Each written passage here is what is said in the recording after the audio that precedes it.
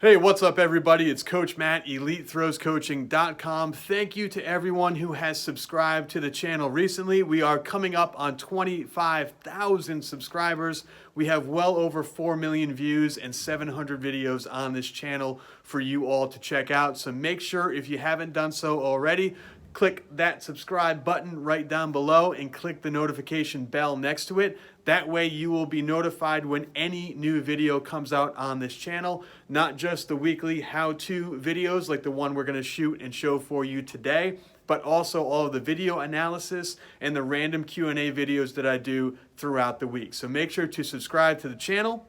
Today we are talking about a big one. Today's video is talking about the power foot when it touches down in the middle of the shot or discus circle. A lot of people, instead of staying up on the ball of their foot, they actually drop the heel in the middle of the circle. And it causes a lot of issues, not just with form and technique, but also with your timing, with your release. A lot of people, it's causing sector falls. So we're going to go through all that today and explain a lot of different ways and drills that you can do outside of practice to help fix the issue. So let me take you out in the circle real quick, start talking to you a little bit more about the foot and what happens when it lands in the middle of that circle and how it affects everything in your throw and what might be going wrong for you. So let me take you out there, show you what's up, and if you guys, as always, have any questions, please leave them in the comment section down below. All right, so if you check out any video, any article, anything on this channel or anyone else's channel about the discus and the rotational shot put, what you are going to find is that they teach a position in the middle of the circle that is called, I call it the mirror turn. A lot of people call it the mirror turn. We have coaches, they call it things like wheel drills or half turns. There's a lot of different names for it. But essentially, it mimics the part of the throw where you touch down in the middle of the circle, and then you have to pivot or mirror turn into a standing throw position. So you're up on the ball of your foot, you bring the knee together, the toe to heel, you keep it close, pivot, and then you are in a power position. From here you can go, bang, through your entire throw. But it starts by being up on the ball of your power foot. Now, the problem we're talking about today happens when athletes come out of the back of the circle, and we talked about last week about zero support. The week before, we talked about showing your butt to the official, all that stuff. You come out of the back of the circle, and instead of landing on the ball of their foot, they drop the foot, they drop the heel, and they're flat-footed. And then what happens is, instead of being up on the ball of the foot and being able to pivot and turn the foot, they get stuck. You can't pivot on a flat foot, and they end up getting in this kind of crisscross position that throws off the timing and the direction of the entire throw. So as I just said, you can't pivot on a flat foot. And what's going to happen a lot of times if the athlete does land and their foot is flat is, first of all, it's going to cause a lot of right sector fouls. The reason for this is because when the athlete lands on a flat foot and they get in that crisscross position, something in their brain tells them, hey, I'm going to hurt myself, tear an ACL, fall on my face, something's going to happen, so I need to pick the heel up again and then start to rotate.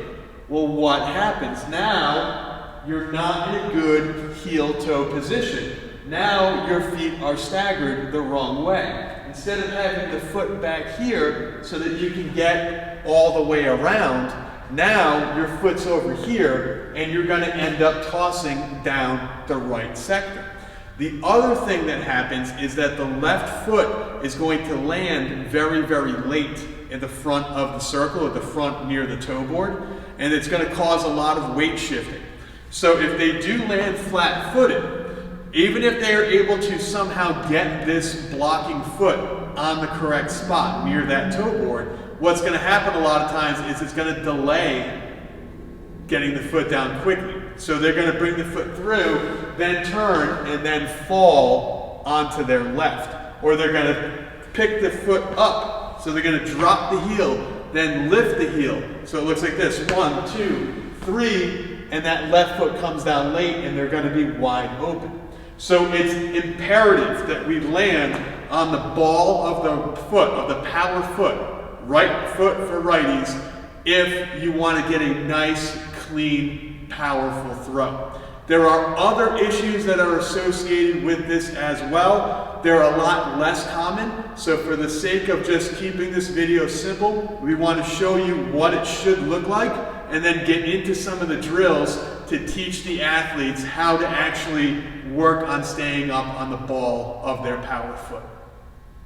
The other thing that I really need to mention before we get into the drills is that this position takes a lot of specific strength and skill to actually accomplish correctly. So it's not something that the athlete's going to automatically just get instantly, and it's not something that they're going to be able to fix instantly. It's not like where you position your fingers on a discus where you can say, oh, just move your fingers back a little bit, okay? It's not like where they start in the back of the circle, or if they start here, you can tell them just to move over a little bit. Okay, what we're talking about is something that takes a lot of specific strength. You're taking sometimes a 250 plus pound athlete and you want them to land on the ball of their foot gracefully, gingerly, with a lot of balance and good posture, and it's not something they're gonna just be able to get doing one repetition. This takes months and months and months of endless repetition for them to get this drill and to develop the strength in the calf and in their shin and in their ankle and in their foot to actually stay balanced, to keep the heel off the ground and actually do this movement correctly. So for that reason, you can't expect to fix this instantly. If you have an athlete that is actually having this problem, it's not something they're going to be able to fix in 5 minutes. It's not going to be something they're able to fix in a day, not even in a week. This is going to take weeks and weeks and months of repetition specific with the drills that I'm going to show you, so they develop the specific balance and strength in their right foot or in their power foot to actually do this movement correctly. So the first drill should be a bread and butter staple drill in your teaching arsenal. You should be using this all year round with your rotational shot putters and your discus throwers from the very first week of practice all the way to the end of the season. You should also have them doing this at home as some type of a throwing regimen during the off season. And that is a repeat mirror turn, okay?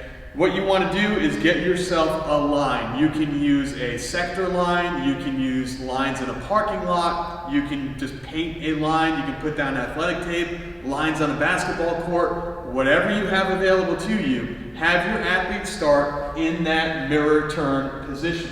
So we want to see the blocking foot in the back of the line. We want to see the power foot, that pivoting foot, in the middle of the line. And then you want to treat this line just like a balance beam.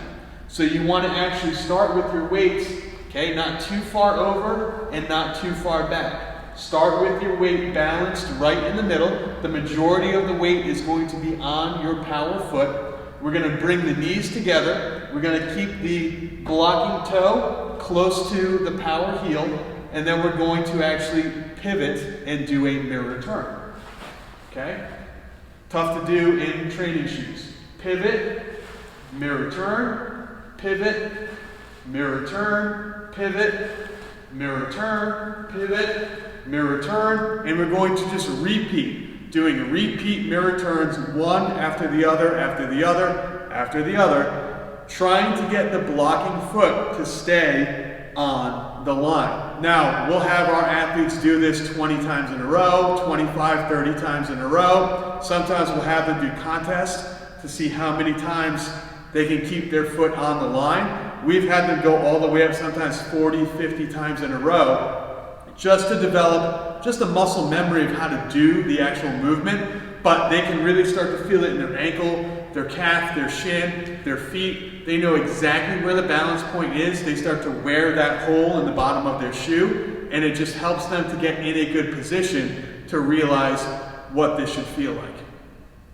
The The second drill is one that I've talked about before on this channel plenty of times and in this video series plenty of times, and that is the John Godina wall drill. In that drill, you're basically driving into a wall, but you're landing on the ball of the foot. So you're landing on the ball of the foot balanced up against that wall. Now, this is primarily a drill to teach how to drive down the circle without turning your butt. We talked about this a couple of weeks ago in this video series. But it also has a secondary kind of correction or a secondary teaching point where it teaches you to actually land on the ball of the right foot without dropping the heel. So the John Godina wall drill is a great drill to help you out with this as well. Okay, so the last drill that I'm going to show you actually comes from a great friend and colleague of mine named Gary Aldrich. Now, Gary does all of our discus and rotational shot put coaching at the overnight camp that I do every year in Western PA at Allegheny College. But Gary taught me this drill years ago when he and I first started working camps together when we were both at MF Athletic Company at Everything Track and Field. And it's called the float, float, sting. Now, the float, float, sting is one of those drills that kind of teaches a lot of things all at once. It teaches a lot of rhythm, it teaches a lot of balance, and just the overall pace of what a rotational throw should be. But kind of like the wall drill, it has a secondary purpose in my mind where it teaches you how to stay up on the ball of the foot. So in order to do this, you need a long runway. What you see here, the cement in our gym, is actually where we normally do this drill because it's a nice smooth surface, but we've got about 40 feet or so, about 50 feet to where the camera is to actually show you what this looks like. So I'm going to back up a little bit and show you. You start almost like a South African. So with this, you actually want to push off of, as a right-handed thrower, I'm going to push off my left foot, just like I'm going to drive into the circle. So I'm going to float, float, float, and then sting. Okay? So it looks like this.